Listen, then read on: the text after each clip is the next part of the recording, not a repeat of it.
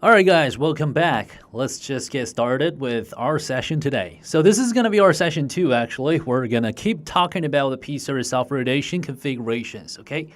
So the session 2, as I mentioned in the previous one, we're going to talk about more details of your configurations based on this particular system. The previous one, we already figured out the deployment. So now this is about the time for us to start talking about more details. In this session, we're going to talk about the extension configurations, of course. We will need to create a bunch of extensions on the P-Series Software Edition, so we will be able to make calls, right? And we're also going to talk about the trunk configuration plus the call control settings. So in other words, after this session, we'll be able to realize internal communications and external communications together. Okay, enough talk. Let's get started. So let's have a check on the extension settings first. Now, before we start talking about the extension settings, I guess a couple of things we're supposed to be well prepared at the very beginning, which is going to be here. So once you're in the system, okay, all right, for example, once you're in the P-Series Software Edition, I suppose the first step you're going to do there is going to be this. All right, go check on PBX Settings and go for Preferences. Okay, it's not a big deal, but this is kind of like our preparation, all right? So for the preferences here, you will be able to customize something whatever you prefer. I mean, this is totally under your control, right? You want to configure something for your PBX, want to have some sort of personalization, you will just go access this place. For example, like change the device name, something like that. Anyway, these are something very basic. I think the only thing which is so important here will be extension range. This is something real matters, I guess. So before we start talking about the extension configuration, now probably you get a question right now is, hey, what's the extension number range? If I want to create a bunch of extensions, then at least I'm supposed to be notified. I'm supposed to be, clear about the extension range. Then we can start to configure extensions. So have a check here. Extension preferences here. You will be able to change your extension number range. Now, apparently the default settings is okay, I guess, from 1000 to 5999. That will be the extension range for me, and I think I'm okay with that. So, like I said, if you want to have some sort of customization, you go access this place. But just be careful. If you want to change the range, give it a check here. The start number and end number must have the same amount of digits. Okay, so if you want to use 3 digits numbers, you're supposed to change the extension range like this. Okay, otherwise, you're not going to be able to save this. So this is something I guess we're supposed to have a quick look at the very beginning. Another thing we have here will be voice prompt. Again, guys, this is something not a big deal, but it's quite important for you to get prepared. All right. So voice prompt, let's have a quick look. Part 1, it's going to be prompt preferences here. All right, so if you want to have some sort of customization for your prompts, like music on hold, invalid film, number prompt, whatever it is, you want to customize them, you go access this place. Okay, so it's something very basic. And here's the system prompt, by the way. So the default system, it will give you one prompt, which is English. All right, so all of your system prompts, they're going to be in English. If you want to get some other prompts, all right, different languages, you can simply go click on this one, download online prompts. All right, so we can get different language packages from our server, okay? Quite easy. You can simply go click on this button, which is download, then get that particular language. So this is exactly what you're supposed to do. Okay, and then in the list, you will be able to see multiple language packages. Like I said, I already got the Chinese here, all right? So I can choose to make English as the default language prompt, or I can choose the Chinese. Depends on me. Okay, now let's just save the English as the default language prompt. Here's the orange button, by the way. Here's something very interesting, whatever you configured on the system, I mean, not just for now, even in the future. All right, so if you click on save, and I'm pretty sure you guys will see there's an orange button on the right side corner. Don't forget to go check on that one, which is apply, to ensure your configurations are gonna take effect. All right, don't forget this. Okay, number 3, music on hold. So music on hold, if you have something locally, all right, you want to play some music, based on your local storage, like a computer or whatever, that's fine. You can use local audio. This is one option. Another option is really cool, which is going to be streaming music. So you don't have to download those musics from the servers, from the internet. Anyway, you can just use streaming music directly. So simply give it a name. All right, you will need the playlist, the name, and simultaneously you're going to need this music URL, the streaming music URL. So this is going to be music on hold. The last one will be custom prompt. The custom prompt, this is something created by yourself. It's not like a system prompt. System prompt is something we just uploaded on it. All right, you can use it directly to get notification from the system. You know, sometimes get alert, get a notification. Anyway, the custom prompt will be fully created by yourself. This is more like a solution for your IVRs or your queues. Anyway, basically means you got that flexibility to customize it. For example, if you guys make a call to Yeastar, you will hear something like, "Thank you for calling Yeastar." That's just a custom prompt recorded by Yeastar. Okay. As for the prompt recording, so how do we record it? First of all, you can name this prompt. You will need to select one of your extensions. Okay, if you have, then you're going to click on record. So you will get a phone ring on that extension. Simply grab it, just follow the instruction in the phone. Then you can just record it directly through your phone. So this is one way. Another way for you to record a prompt is going to be this. All right, you can go check on upload. So you guys can see here's the requirement.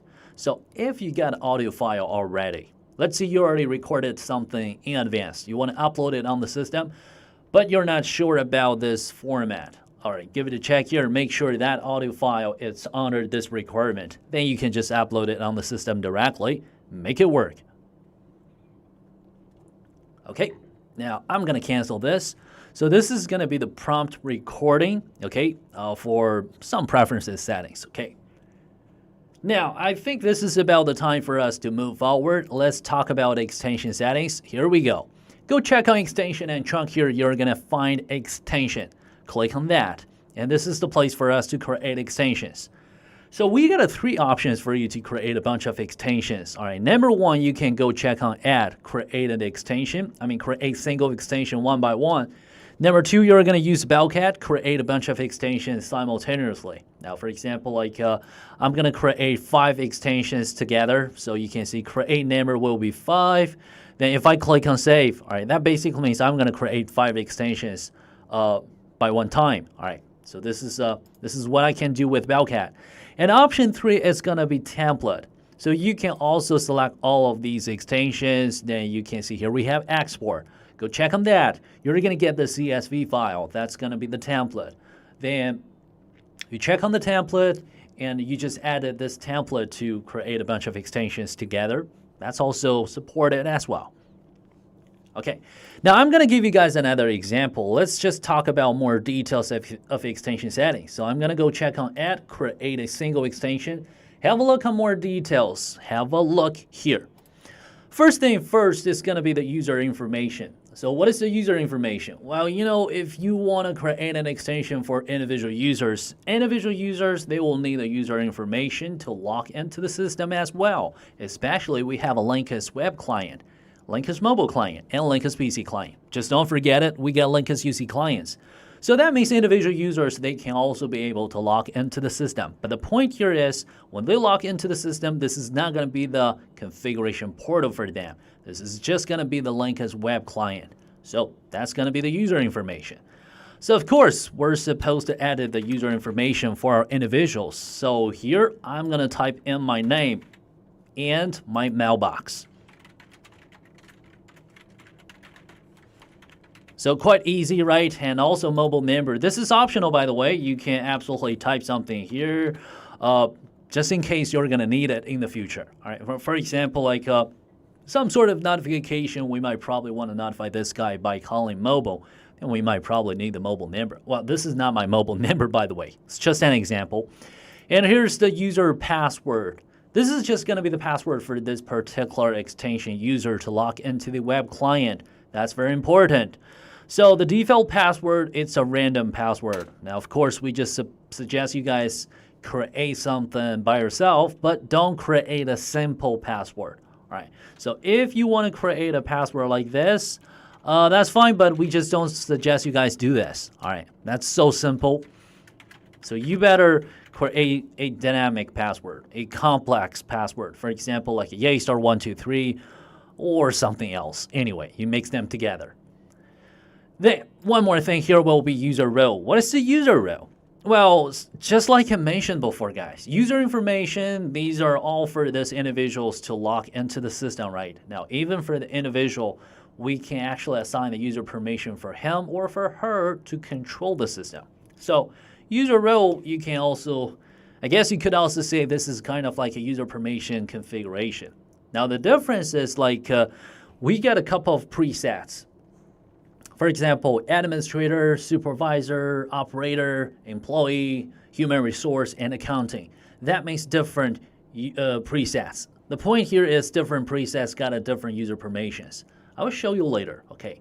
So for example, like if I make you as the administrator, next time when this guy logs into the system, he will just be able to work as the administrator, which means he will be able to control the entire system, just like what I'm doing right now. Okay, let me just show you an example. See, this is my extension number, 1005, and this is my password. Let's keep this in our mind. Save this. Apply for it. Okay, now I'm going to switch the user account. So you guys can see the difference. Now I'm going to jump into the system with my individual user account and password. To jump in, here we go. All right. So you can see this is individuals to log into the system. And now, of course, this is the first time for you to log into your web client. So you will see some notification like this. And also this private policy agreement, confirm with that. Okay. And the system will give you this notification. All right. To secure your system, please change the default password. Well, the previous one is created by the supervisor. That's just the default password. So you can absolutely set a new password. Let's see, Yeastar something. I will just create a new password. Okay, then I will save this. Then the system will just ask me to log in again with the new password, of course. Then you will see the difference. Okay, so here we go. This is the interface for individual. All right, for this particular individual, well, as you can see, currently I got nothing to do here. I cannot control the system. This is just a web client. But at the left side corner here, when I click on Access Management Portal, there you go. I will be able to control the entire system. So that's what we can do with this user role, because my user role is administrator. So I can do this. Okay. Anyway, let's just switch it back. All right, I'm gonna, use the super administrator's account for the live demo. So let me just switch it back. All right, get back here. Let's keep going with our extensions. Okay, so I'm gonna keep with this extension 1005. Let's keep going. Now, one more thing here will be job title. It depends on you. For example, I'm in charge of training, so my job title is supposed to be senior training instructor. I would just drop it here, all right? Or you can leave it empty, that's fine. And by the way, here's the extension information. Now, I already created this extension, so you guys can see I cannot change the extension number. If you create a new extension, absolutely you can change this. By the way, you got a caller ID, your registration name, plus the registration password. So these are all for your phone registration. All right, you can also switch it with the random password. This is just for security. So next time if you want to register a phone, you're going to use this information. Another thing here, which is going to be IP phone concurrent registrations. Guys, this is the SIP forking feature. And I want you to be very careful here. The IP phone concurrent registrations, you can see maximally we support 3. That basically means you will be able to register 3 hardware IP phones on the same extension number, which is 1005. But please don't forget Linkus UC clients. So eventually, we're going to be able to have 6 terminals which are sharing the same extension number. It sounds a little bit tricky, but you guys need to remember this, okay? So it will be 3 IP phones, but totally you're going to have 6 terminals because we still have Linkus. Don't forget we have Linkus mobile client, PC client, and web client. So there will be 6 terminals. They can just share the same extension number. All right, keep going. So that was all for this part. The next one will be presence. Okay, so as I mentioned, we provide you guys link as UC clients, Unified Communication Solution. So presence, it's a big deal for your collaboration. As you can see here, for individuals, we can set presences for every single one of them. And the point here is we can set different working status for different presences. This is something really awesome. I got a 6 presences totally. Available, away, business trip, do not disturb, lunch break, and off work.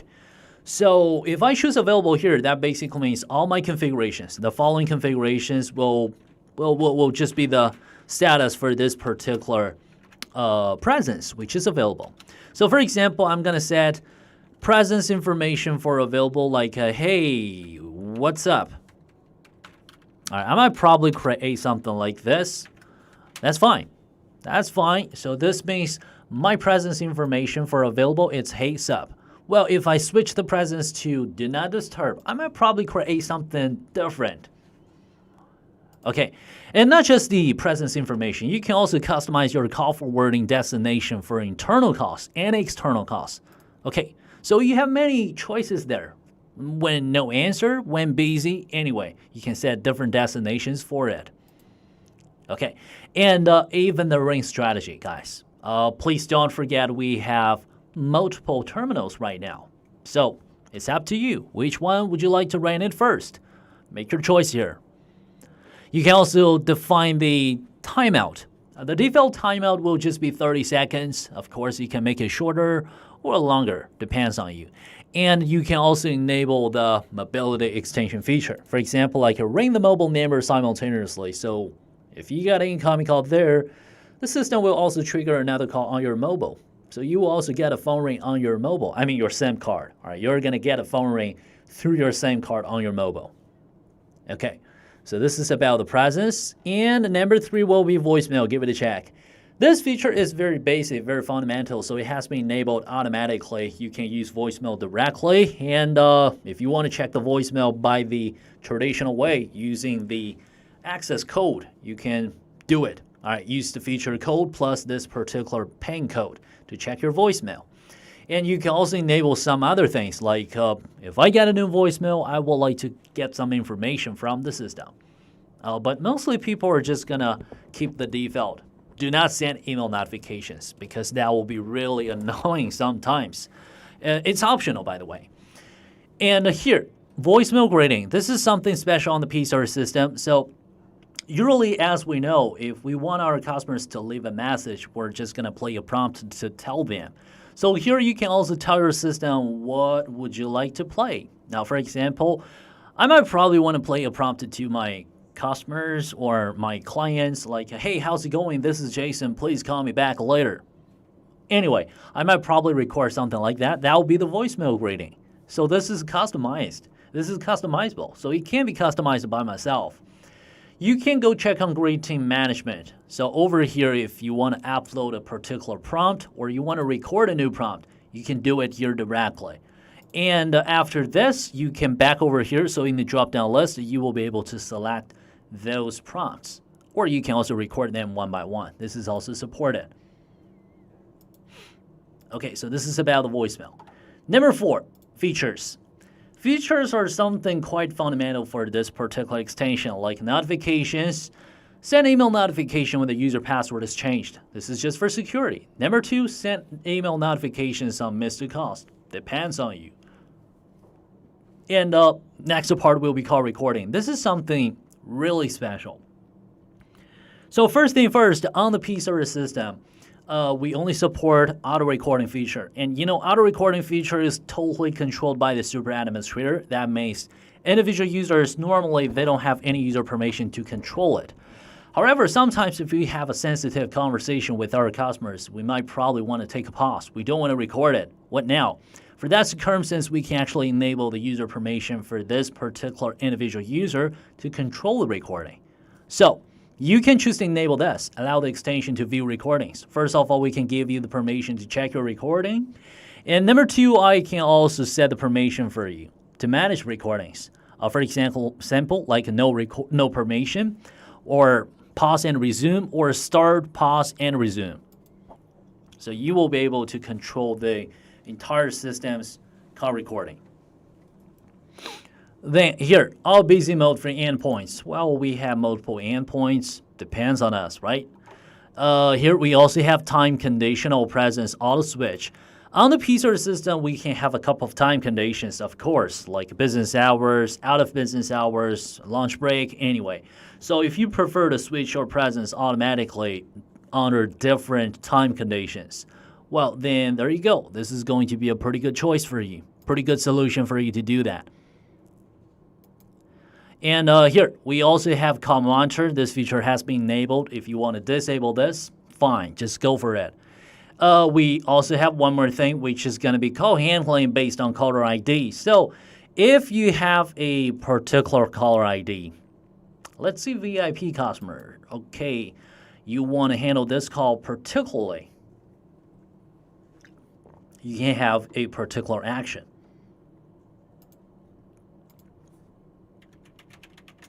Like this. Okay, so these are all for the extension settings, and then click on save, don't forget it, and apply for it. All right, so there you go. This is just a way how we create an extension for individual user. Okay, another step, the next step. The next step is how are you going to notify this user we just helped him or her create this extension. All right. That's okay. You can select this extension first of all, and you're going to go check on welcome email. All right, go check on this one, then the system will just send the welcome email to this particular mailbox. Then this individual user will be able to check on that mailbox to get this activation mail, because this email will give him all the detailed information, like what's your extension number, what's your username, what's your password, what is the web client, even the login QR code for your mobile client, all the details. Okay, so that's it. That was all for this to create an extension for this individual user. Now, next step. Next step is quite easy. We already have the extension created. Now, another step will be the phone registration. So probably we just want to know, hey, what if I'm like an old school style? I want to use the traditional hardware desktop phone. How can I do that? What about the phone registration? For phone registration, you can choose to register the phone manually. That's one solution. And another solution will just be this. You can use the auto provisioning. All right.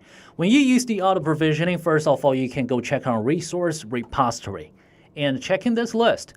Supported models are in the list. So if your IP phone is one of them, well, good for you. You can actually use the auto provisioning directly without any other additional customization. So switch it back to phones here, click on add. Okay, choose the vendor. All right, for example, like a Fanvo, like a Flying Voice, like Airlink, anyway, just select any of them. Choose the model. Okay, choose the model, and then MAC address. Don't forget to let us know the MAC address. Okay, then you will see the template. Okay, that's it. So this is going to be the auto provisioning.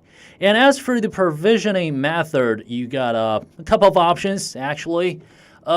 If this is a local deployment, mostly we're just going to use PMP in the office. That's very easy, all right, because mostly our IP phones, all of our, I think 9 times out of 10, our IP phones, they are based on PMP mode. So without any additional settings, you can just use PMP, plug and play, to figure out the auto provisioning.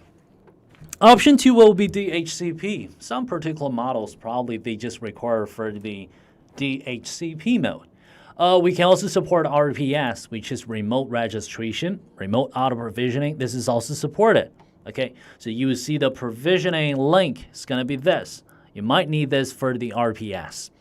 Then just assign it to a particular extension, check on save, and you will see there's a little pop-up which tells you to reboot your IP phone. So once you figure out the phone rebooting, congratulations. You can grab this phone, make a call. And also, by the way, back to the extension and chunk here. So if you register a phone successfully here, you can see this little icon will just turn to blue. It will show you just successfully registered a phone on the PBX. Okay. All right, now let's just keep going. So that was all for the phone registration. And the next part, let's talk about the trunk settings. So the next part will be trunk settings. Okay. And for the trunk settings, give it a check here. Now, on the P-Series Software Edition, this is a pure IP-based solution. Now, if you want to create a trunk, pretty sure this is going to be a zip trunk. All right. So first thing first, name this zip trunk. If you want to have a zip trunk, let's see zip 01. Okay. And select ITSP template. We actually got a cooperation with lots of providers, so you can simply make your choice here. For example, Canada. I can just choose the provider. All right, so if my provider is one of them, I can just select it. Anyway, you can see the template is right over here. All right, so this is one example. Or if your provider is not in the list, that's okay. You can use general. You can always use the general. That's fine. All right, you can always use the general to create the zip trunk. So, 3 options. Number 1 will be registered trunk. Give it a check here. All right. Okay, number 1 will just be the registered trunk. Very traditional, so you're going to register your PBX on the trunk provider side. All right, so you will have the host name, IP address, domain, username, plus the password. Very, very normal, very common. Number 2 will be pure trunk. Pure trunk is not that popular, but like I said, if you're using the dedicated zip trunk, if the way how you use zip trunk is based on dedicated zip trunk, you got a particular cable, particular channel, you're going to use pure trunk, and the service provider, they will just hand you a particular public static IP address for the pure trunk configuration. So you don't have the username or password thing. Okay. Number 3 will be account trunk. Account trunk, have a look here. This is mostly just for interconnections. When I choose account trunk here, you guys will be able to see that we have username, password, plus the authentication name, something like this, right? So when I create an account trunk here, then I'm just gonna assign this account to the others. All right, to the other side might be another PBX, another gateway. Anyway, they can use this account trunk information to register on our PBX. Okay. So for this trunking, internal connection. All right, so this is about the trunk configuration. Now, let's keep going. Since we already figured out the extension settings and trunk settings, now the next part, I guess we can start talking about call control settings. But before that, by the way, you guys can see row is here. All right, give it a check. This is the user row I mentioned before. Still remember? These are all the presets, like I said. Different preset got different user permissions. For example, this is the administrator. All the user permissions are activated for the administrator. I'm sorry about this. I guess I just said a firewall, and the firewall probably just tried to block something. All right, so please don't remember me again. I'm okay with that. Okay, now let's just keep going. So like I said, this is what we can do with the administrator. And another thing here is you can see the difference. I mean, you can even see the difference. For example, like if I choose employee, only a few of them are selected, but this is fully customized. You can choose something, to customize it as you wish.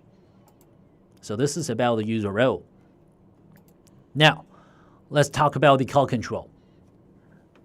So like I said, we already got the trunk set. We already got the, we got the trunk set. We got extension set. Now, we can just make use of our extensions and trunk for handling incoming and outgoing calls, which is going to be call control.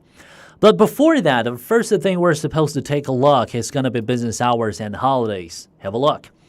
Over here, you can add a couple of time conditions. All right, like business hours. All right, that will be one of your time conditions. For example, like a Yeastar, we just started working from morning 9 o'clock. Okay, so I can create business hour from morning 9 o'clock to 6 p.m.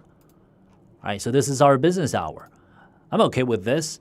And we also got a break hour. So for Yeastar, we get a 1 hour break for lunch. So it's going to be 12 o'clock to 1 p.m. There you go. Okay, let's make it simple. Then date settings. We can choose days of week directly. Like I don't have any special requirement. I can just use this. That's fine.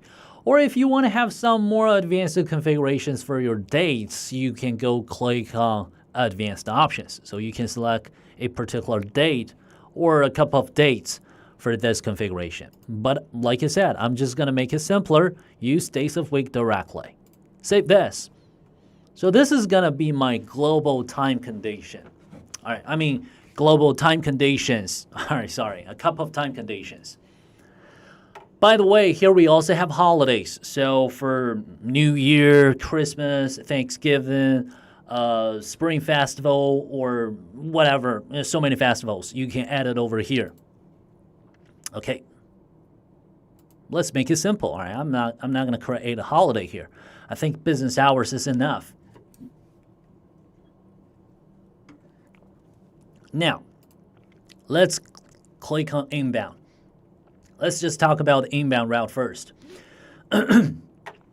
So for the inbound route, okay, you can add multiple inbound routes, of course. All right, so this is kind of like the route table on your router. You know, on the router, we use route table to handle data transmissions. Now, on the PBX, we use route table to handle phone calls. All right, and this is not data transmission, but technically still it's going to be data transmission, but this is for audio, right? So this is just for phone calls.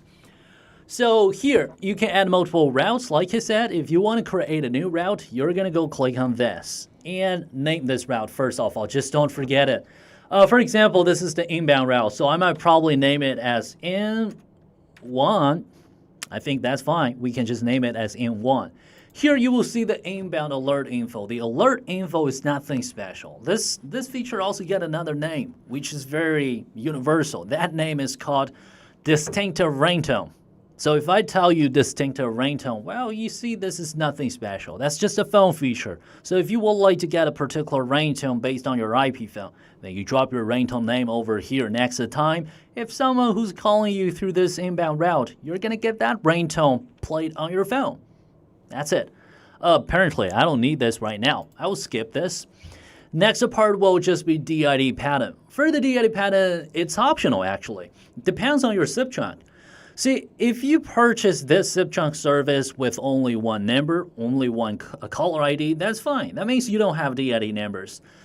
However, sometimes people, they might probably purchase multiple numbers, a bunch of numbers, a bunch of caller IDs. Let's see caller IDs. Or phone numbers. All right, I guess we can call this is just a couple of phone numbers for the company. That will be the DID numbers. All right, different DID numbers, but the thing here is they're based on the same line. They're just based on the same cable, right?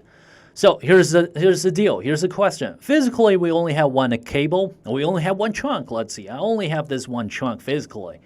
But the point here is I got a different communication channels. Each one of my channels got a particular identity, which is the DID numbers. So how can I make my system be that intelligent to figure out how to handle incoming calls from this channel or the other one?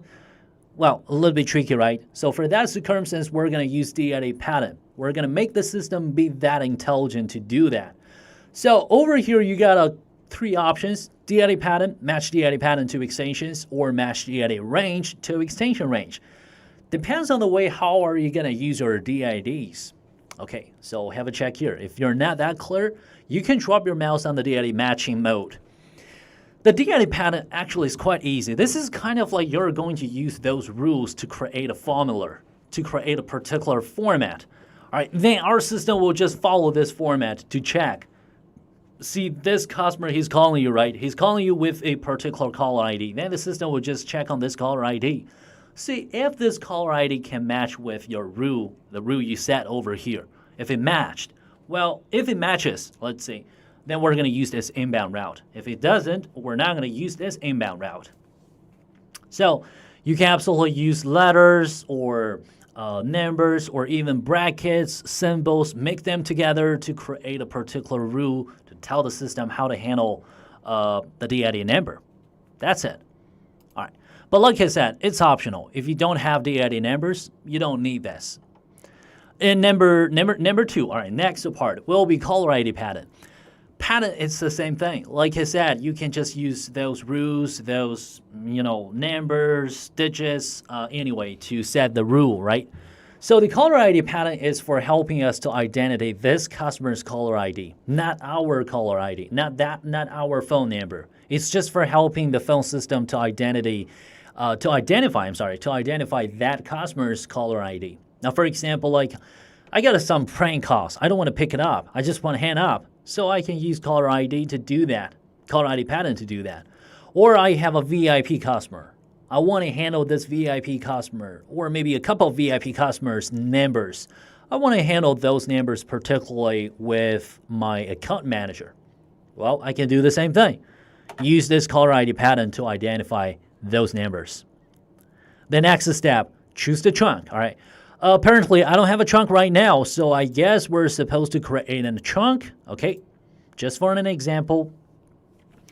So again, I need to create a chunk here. Let's see, SIP01. I will just use the account chunk. All right, make it easy. All right, make it easy. Okay, go for the apply.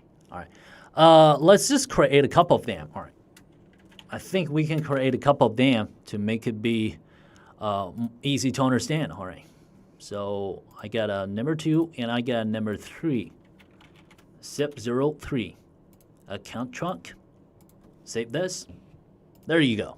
Now, keep going with our call control. Inbound route. Okay, so this one I'm going to call it as N1. Okay, now you will be able to see those chunks. So select them, all right, select one of them or any of them or all of them, depends on you. If you select all of them, that means, well, you have different chunks, you have different numbers, people, they can call you through different channels, different chunks. But anyway, they will be able to reach this destination, this incoming call destination. So here's the deal. If you use the default destination directly, that means we're going to handle those calls directly with this destination.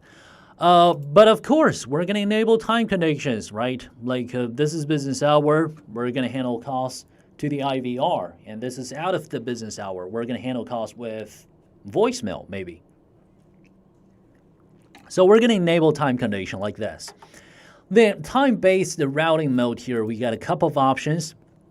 Number 1, based on global business hours. What is the global business hours?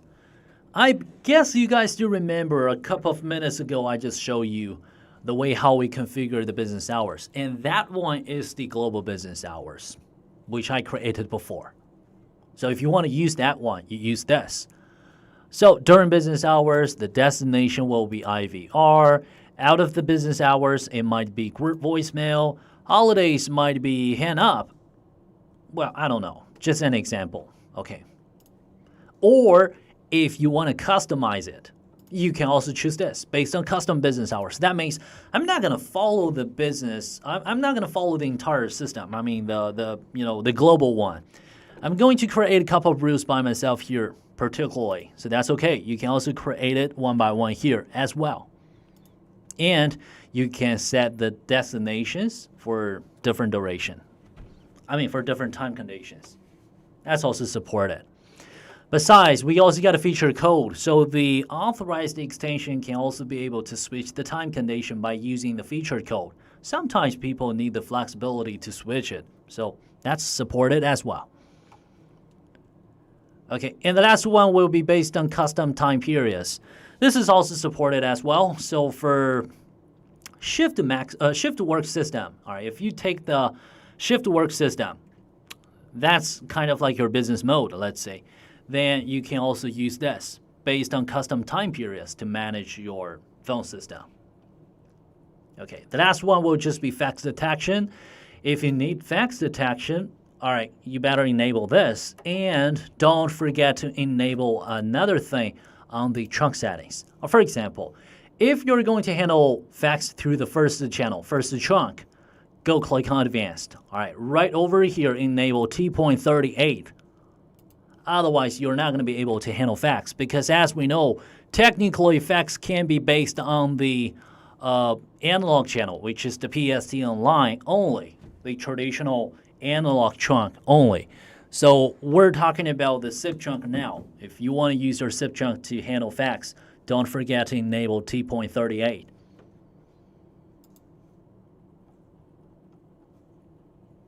Then over here, just enable fax detection. Choose the destination. So the destination, if you have a particular extension, which is the fax machine, you can use it directly. If you don't have a fax machine, you can also use fax to email. So fax to email is also supported. All right. Then this fax to email will just be a PDF. Now you're going to get this fax by a PDF.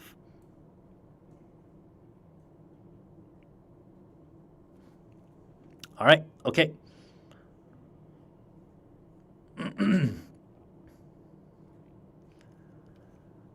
Okay, so that was all for the inbound route. Now, let's keep going. The next one, outbound route. Outbound route is just like a reverse, right? We're going to handle outgoing costs. So same as your role, we click on add, create a new outbound route here. So we can name this one as out 1. And outbound caller ID, you don't need to do anything here, all right? Unless you got a special requirement to change the caller ID. Otherwise, please do not set anything here, okay? Then here comes the dial pattern. What is the dial pattern? The dial pattern is it's very important, guys. You know, on the telephony system, first of all, let's see this. On any telephony system in this world, whatever it is, IP-based, digital-based, or analog-based, the basic logic is always like this. Whatever the number is, whatever the number you want to dial, the system will always start searching this number internally rather than send this number out through your outbound route directly. That's the basic logic. So that's why we need the dial pattern. We need the dial pattern to tell the system, hey, please identify this particular number, all right, the number I'm dialing. Send it through the outbound route to reach my target. All right, I don't want to call any of my extensions. This is for external. That's why we need the dial pattern. So have a check here first of all, guys. The pattern is quite easy. You know, you will use the same way to configure this particular pattern. All right. You can see the default pattern. It's a letter X with the dot. So what's the meaning? The meaning of that is very easy to understand. The letter X matches the number from 0 to 9. The dot actually means after the first digit. The first digit is letter X. It can be anything, right? So that means after the first digit, there must be something left. See, this is easy to understand, right?